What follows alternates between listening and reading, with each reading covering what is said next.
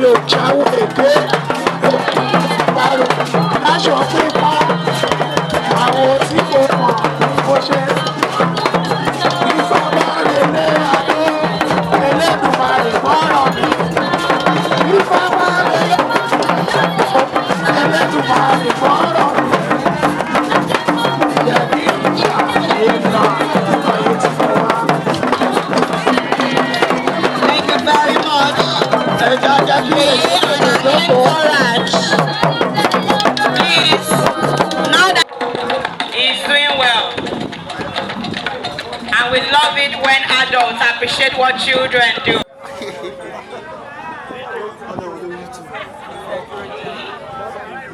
Apologies, please. The DJ is actually supposed to play the tune of Anthem. Oh yeah. We can't take the DJ of the DJ, please. We're sorry. Oh, we can't take even the DJ of the DJ. Nope.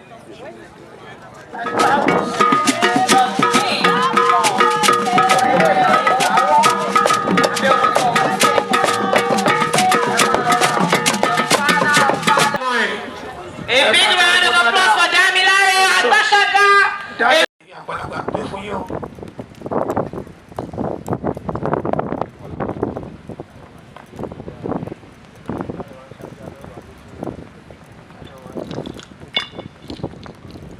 Ẹjẹ́ àwọn ọmọ ṣe ń múre nígbà wáṣẹ̀.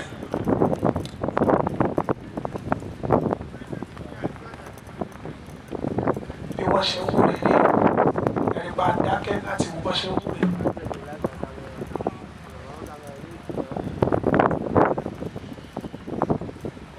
Elédùmarè ọba tẹ́kẹ́rẹ́ kárí ayé abẹ́rẹ́ tó lè ní o ojúkójú oríkórí tó bá ń bínú ọmọ bínú ṣàlẹ̀ ní o gbogbo tá a bá ti lé ní Elédùmarè bá wọn lẹ́la ṣẹ o gbogbo àdúrà tó ti gbàlẹ́ ní bá wọn lẹ́la ṣẹ o gbogbo ẹ̀yin ìyá ẹ̀yin bàbá ẹ̀tẹ́ ilé ayé ìbá yín o ìbá Elédùmarè ìbá ní oyún ìbá àìsàn ìbò oṣó ìbá àjẹ́ ìbá èmèrè ìbá ọkùnrin ìbá obìnrin àti ìbá yín lè ní o ẹ̀jẹ̀ tó bá wọ́n ṣẹ o àti bẹ̀rẹ̀ lé ní báyìí ọdọọdún là wá bí àti wá bí kátó wá bí lọ́dún tó ń bọ̀ o gbogbo àtó débí lọ́dún yìí bó ṣe débí lọ́dún nìkan padà lọ́dún tó ń bọ̀ káwọn fi lè sáṣẹ mọ́ o Elédùmarè gbọ́ o Oòduà àtẹ̀rẹ̀ kárí ayé ìbàrẹ̀ o àti ìbàlẹ̀ ní o kí bá wá ṣẹ o ìbá yèyé ìbá bàbá ẹni tó kó wájọ náà ó ti sọdún ìkóṣẹ̀ mí o kó wọn fi lè sáṣẹ mọ́ o kó máa ṣe inú owó nínú ọlá nínú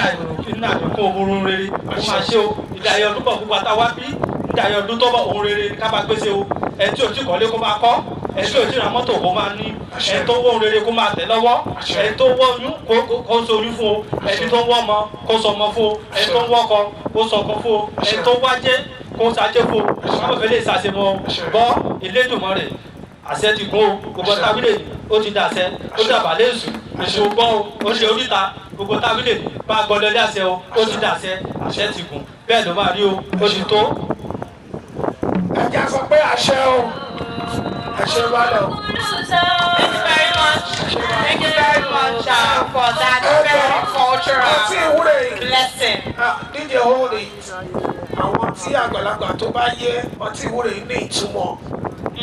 Ó ní ìtumọ̀ ọtí tó bá fi wúre bẹ̀rẹ̀ ètò nígbà wáṣẹ̀ ẹjọ́ ọmọ kékeré obìnrin tí ò tí ì mọ ọkùnrin kó wá gbé mú fún un.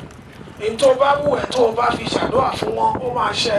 Obìnrin tí ò tí ì mọ obìnrin ọmọ kékeré ọmọ yìí máa bọ̀. Okay, so you're calling on a virgin girl, right? Máa bọ̀ ọtí ìwúre ọtí tó bá fi wúre nígbà wáṣẹ̀ gbà tó bá wù ẹ́ ní fún ṣáà máa ṣàdúrà fún wọn. Amazing. Máa mú lọ bẹ́ẹ̀. Báyìí ẹ̀ nìyẹn. Wow. Okay, so. Níbo ló máa gbé lọ máa kọ́ gbà lọ́wọ́ ẹ̀ o. Máa jẹ́ kọ́ gbà lọ́wọ́ ẹ̀ má bínú. Èmi ti kọ́ lọ́wọ́ ẹ̀. Sorry. Àwọn yìí wo bí ìtọ́ wà lọ́wọ́ ẹ̀ má fojú wo pé àwọn kàkọ́ ti fún mi lásán. Lọ fi jókòó tó bá wọ̀ ẹ́ nígbà wáṣẹ̀ ẹ jẹ́ sọ tó wà bẹ́ẹ̀.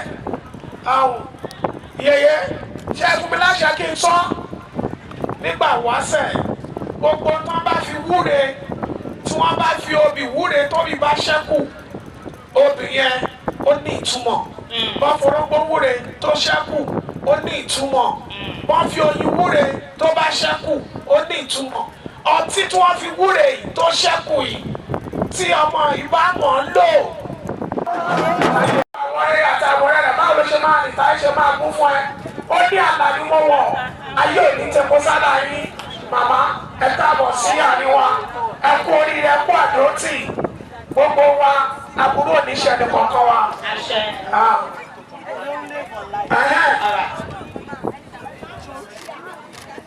Olùwé olórí yèyé ambassador doctor Ọmọlára Fáṣọlá McGregor yèyé olórí ngbọdẹwà olórí She's here. ẹ máa gbọ́ asáré títí àbọ̀jọ́ olórí aborinborin.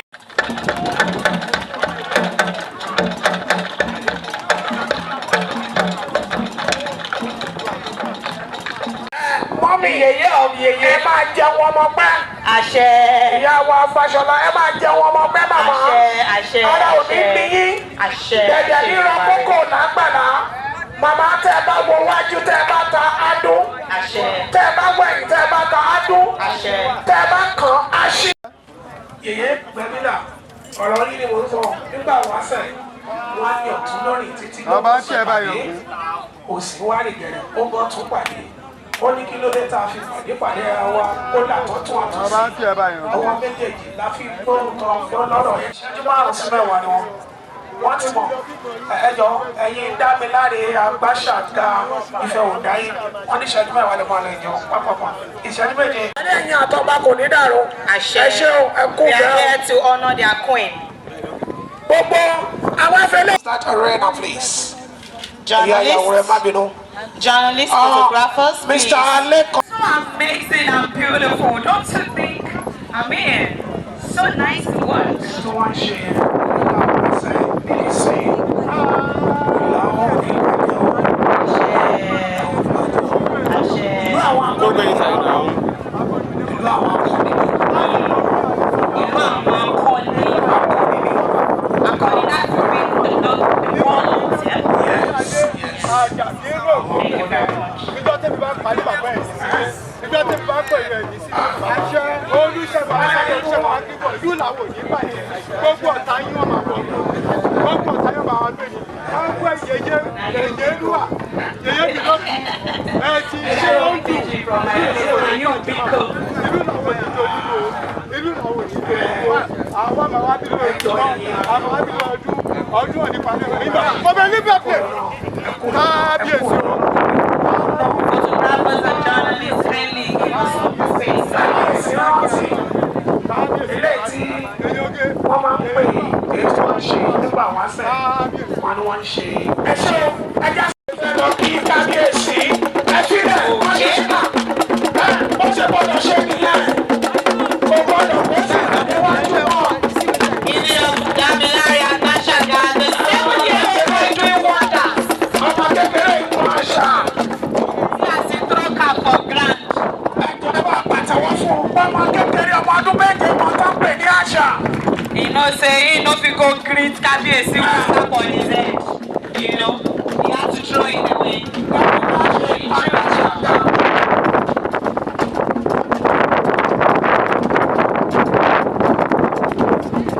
Damilare Agbáṣàga taking his way to the stage right now for his àwọn ti débi ẹjẹ́ kí gbogbo wọn dìde. announcing the arrival. bàbá wa kábíyèsí. ibi tí ẹ bá dé àyà máa gbà yín ni o ọṣẹ ló ní kó ṣe oṣù ló ní kó má sùn náà àwíyáre kan kì í wí tiẹ̀ kó má ẹ̀yin bàbá ṣáṣẹ bẹ́ẹ̀ ẹ̀yin bàbá ṣáṣẹ bẹ́ẹ̀ Yes, sir. ẹ̀yin yèyé ṣáṣẹ bẹ́ẹ̀ àwọn àgbàlagbà tí ló máa ṣe ó ti di dúró àbàlá ìṣù Let me kọ́kọ́ ní greet ṣe her in English. ó yá. Yes, our mother, the very beautiful and elegant Yeye, the Olori, the convener of this great occasion. We really, really do appreciate your efforts.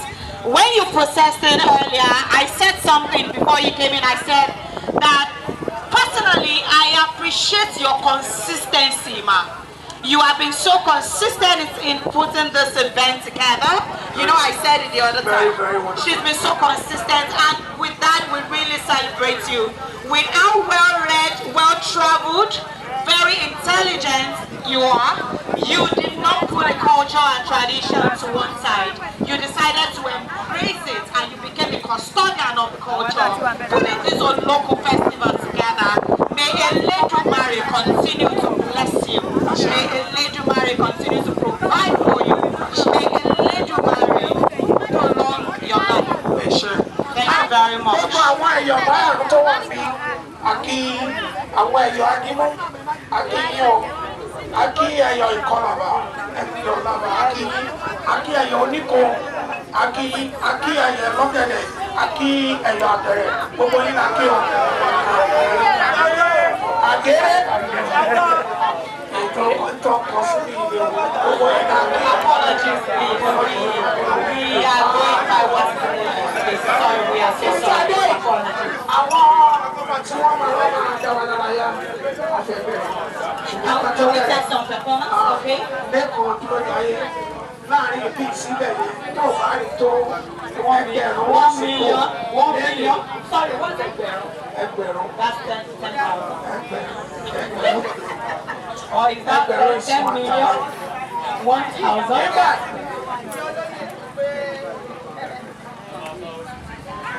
Ibi tá a dé ká pé olórí ẹ̀fọ́ wa ń ṣẹ́jú kan ká bẹ̀rẹ̀ pẹ̀lú ká tó wá pé àwọn Edo cultural. Okay, so let's take performance here. Edo cultural too. Come and open the floor. Performance for my sisters. My Edo sisters. Me, I'm from Delta State. Ọba Ọ̀tọ́pọ̀ Ọba Ọ̀tọ́pọ̀. They are coming to see us with the first performance, the first cultural performance Edo for the cultural too. occasion. If you have a young lady, please kindly keep the lady back for me. What's going on there? Hey, come. Traditional discussion. Yeah? We need to have traditional discussion. So as I did like this, I arrange for you. Damilare! Jump, enter Edo. Damilare kó máa bọ̀. Damilare Apáṣádá. Ọmọ tí ó máa ṣíde yìí, gbogbo ẹ̀yin màmá. Ọmọ tó máa ṣíde tó fẹ́ fi kọrin. Òní mo fẹ́ pè gbogbo bàtà wá bí. Ẹ jẹ́ ká yọ tèṣù kúrò níta ní olówó ìdá yìí. Olówó ìdá Àgbàlú 2024. Ó dẹ̀ kí n máa tọ̀ lẹ́ngbà yẹn. Mi ò gbọ́dọ̀ parọ́ ọmọkùnrin tó ní sìn. Ó tọ́ létí tí wọ́n secondary school.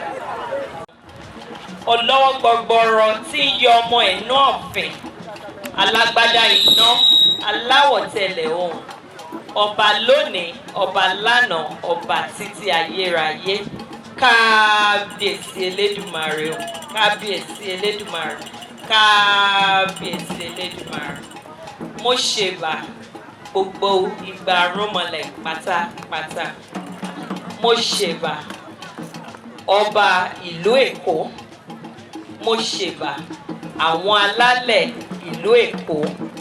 Mo ṣèbà ọkọ mi ọba Professor Alexander Olúṣẹ́gun McGregor, Olú orílẹ̀ ìlà Ẹ̀gbá, kábíyèsí.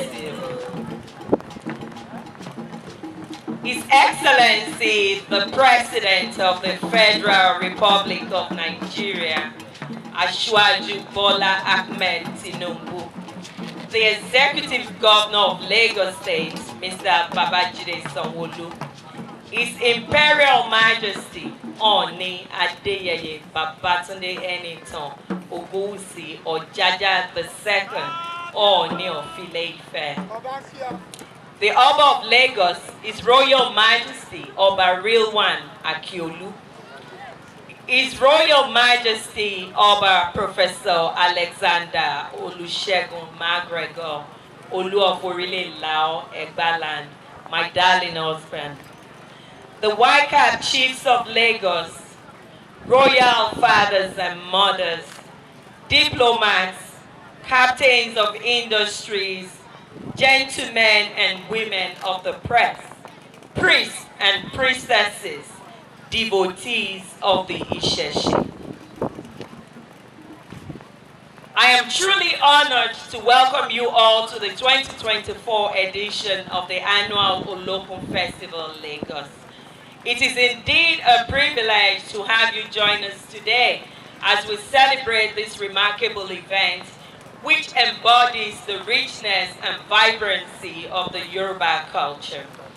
The Olokun Festival has long been a beacon of pride, a celebration of cultural heritage that showcases the grandeur and diversity of the Yoruba people.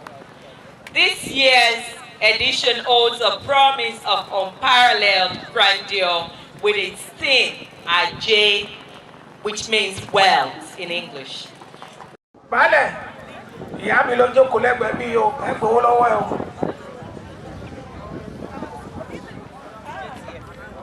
Ẹ jẹ́ ká wọ agbófinró. Joint task forces are about to present their own presentation to the king. Àwọn ọmọ láwọn èèyàn lù láwọ́ tó wà ní ọ̀fẹ́ kí wọ́n ẹ wà lọ kí wọ́n bàbá wà pàápàá. Campus. Okay, so the indigenes of Orile Ilawo are also here to pay homage to the Kabiyesi and his Olori. Ẹjọ́ Tinubu bí ẹ sọ pé kó má gbọ̀nà ẹ̀yìn bí. They say that anybody that is angry should not Kó pass má the gbọ̀nà ẹ̀kúlé back. o, ọ̀nà ẹ̀kúlé ni bí. If you are angry, don't pass the backyard. Téèyàn bá gbọ̀nà bí, ó di gbére ni o. If you pass this place, they say, oh, it's very. Ẹ ṣé ọ̀rọ̀ yẹn, ẹ bá pàtó fún wa. What's the name of the English? It means Ó bá àwọn ìlú àwọn tó wà ní ẹnu sọ. My name is Olugbenga Anwoju. I'm an accountant by profession. Why are we here? And what's the significance of the occasion? We're here to celebrate the Oloko Festival with Her Royal Highness Olori Yeyelara Fashola McGregor. She's priestess of the Oloko Festival. It's an annual thing that we every year. Last year I was here 2 years ago, so it's very significant. It's part of our culture and tradition. What most of us don't really understand is that our culture is our identity. Just like the Kabiyesi rightly said earlier on, that it's our DNA. That's what we are meant to do. We didn't just find ourselves in this environment. I mean, God destined that this is where we belong. So it's part of us. It's part of us, and it's something worth celebrating. We're looking for prosperity. Significance of today is that, in Nigeria today, we can see that there's a lot of hardship. These are man-made hardships. And sometimes when man-made solutions do not exist, we go and resort to spiritual divination. Olokun has dimensions beyond human reach. It can help us find solutions to our problems. So by coming here today, by the beach, the ocean side, we paid homage to Olokun. It's a homage. And you can see Olokun answered us today. It was a joyous day, very happy day. It's incredible. Everybody can feel the spirit in the environment. And believe it or not, don't leave this place without a prayer. Have a prayer, because this place at this moment is a temple of divine prowess, where Allah Olodumare, the God Almighty, that listens to his messenger, is asking everybody to speak, and he will hear us. That's how lovely God loves us so much in this country that we don't even know. They gifted us with Orisha like Olokun. Only if we know how to use it, then our life will be a lot better, easier. As a country, we need to celebrate Olokun every year. As a black race, we need to celebrate Olokun every year. Olokun does not only stop on the coast of Nigeria. Olokun is everywhere. It's in Brazil, it's in Cuba, it's in Caribbean islands. Wherever there is the oceans, the Atlantic Ocean, Olokun is there. So significance of today is that we're going back to our roots, we're going back to our culture. We recognize it, that it is something that no one can take away from us. It is our DNA. It is our blood. And we cherish it. We embrace it. And God will continue to enlighten us, to continue to prosper in the keeping of our customs and tradition. Thank you.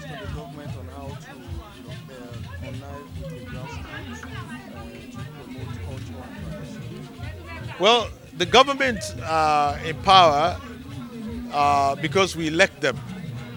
They're elected. We chose them to represent us. But we are the people that are closest to the grassroots. My advice to government is maybe to use the resources available to them. We have traditional monarchs that are much closer to the grassroots, which government should not underuse. They should try using the traditional monarchs and people like the custodians of the Orishas, the custodians of the culture. We should use them more rather than try to push them aside, because sometimes we hurt ourselves when we push aside what belongs to us. So advice to government, it's about time we wake up. They're trying everything they can to solve our problem, but we have divine presence. I mean, you can see the Christians, the Muslims, we all pray to God, same God, you know, and God has told us, I am known by many, many names. I can be called by many, many ways and many names. And who's to say which of the calling God will answer to? Just like when you have different SIM cards in your phone, on your phone, Airtel, MTN, whatever, they all work, but sometimes some don't work as much as the others. Suddenly you find yourself in a place where only MTN seems to be working. So why wouldn't you use what works? So for Yoruba people, our Orishas are very, very important. We cannot discount them. They are like messengers to deliver our message to God Almighty. And so governments, they know this, a lot of them know, but it's us that will tell them to support festivals like this, get more people involved, and make it international. So people come from all over West Africa. They can come from all over Africa. You'll be surprised. This is the Europeans that will visit us first once they hear about what we're doing here. And believe it or not, they will probably want to take it over from us. But we should endeavor to develop it ourselves so that they come here to bring economic empowerment to us. If they were here today, they will bring millions and millions of dollars they will bring, you know, joining us in the celebration of what they know is divine and what we take for granted. All right, my name is Oluwatemi Lorun, CEO of Retide Foods, and I'm the Emokun of Lagos. So what are we doing here today, and what's the significance of the event? All right, we are joining our mommy in the Lord, our mommy in Eledumare, Yeye Farara Fashola, to celebrate the Olokun Festival in Lagos here. So that's why we are. It's an annual festival. She has been doing it, I think, for the past 4 years. This is the 5th edition that she's going to be having, and we are glad that we are here with her. Olokun Festival signifies wealth, abundance, prosperity, progress, everything good, as Olokun is our Orisha, our own special Jesus Christ that Eledumare has given to us. That's our own Abinibi DNA kind of spirituality that we have. So it's Olokun Festival, and I think the theme is Ajay, and Ajay signifies wealth. Ajay is the only daughter of Olokun, and once you have Ajay wealth, you know you have prosperity and abundance and all of that as well. In the culture and tradition of Yoruba people, and by extension, black people around the world. Because if you know, there's no black person around the globe that is not traceable to the Yoruba race. So Olokun is one of the most prominent Orisha, as we call it, in Yoruba land. And we're celebrating Olokun today for the significance of Olokun when Olokun was around. And for what Olokun does. Olokun is a custodian of wealth. Is a custodian of peace and tranquility. Olokun protects. Olokun gives and protects. Is one of the Orishas that we consult when we're looking for